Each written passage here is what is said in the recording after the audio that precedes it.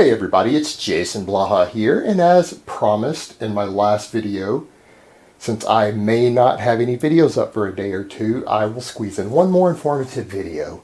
And I got a question that was asked in the comments the other day. I think it was yesterday in a video. I thought it was a good question, and it's a good time to introduce basic linear periodization to a lot of you.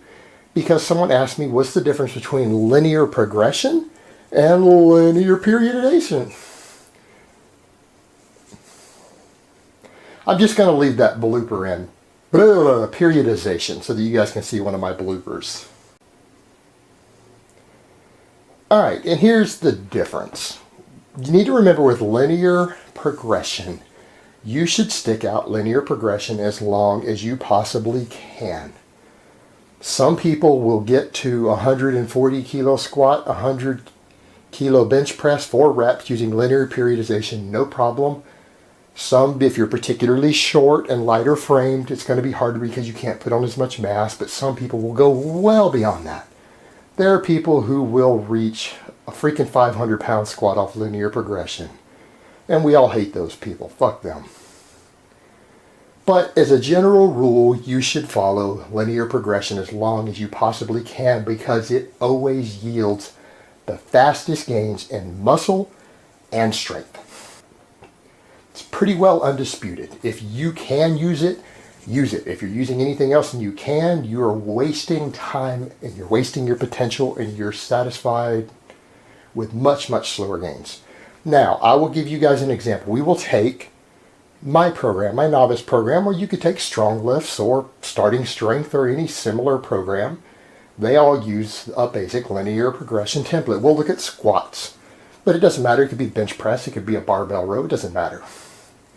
But we'll take squats. My program has you do 5 sets of 5 sets across. Starting strength is 3 sets of 5 sets across. But what I have you do is add, on this 3 times a week squatting, you don't change reps, you don't change sets. You change weight, and you add 5 pounds or 2.5 kilos if you're using kilos every time you go in the gym.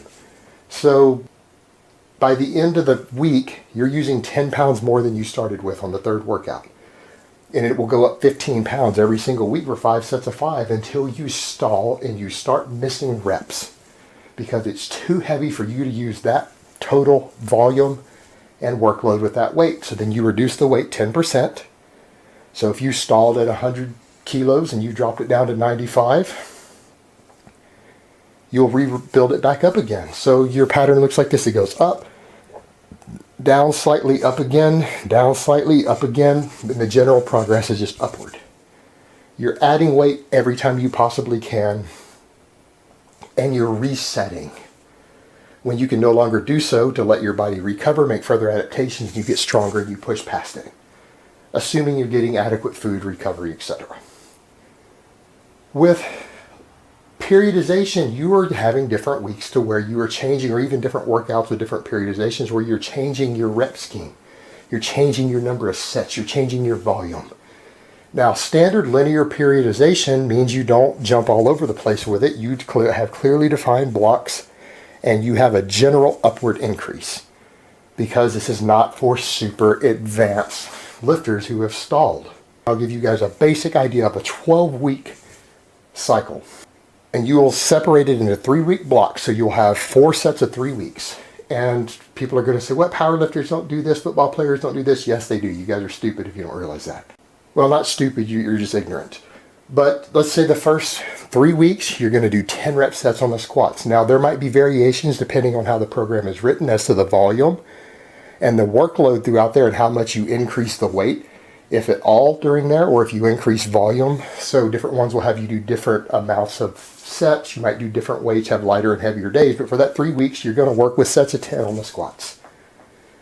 Then when you finish that, you will have gotten bigger and stronger. You increase intensity, and intensity in exercise science means percentage of your 1 rep max, amount of weight on the bar. That's no other meaning.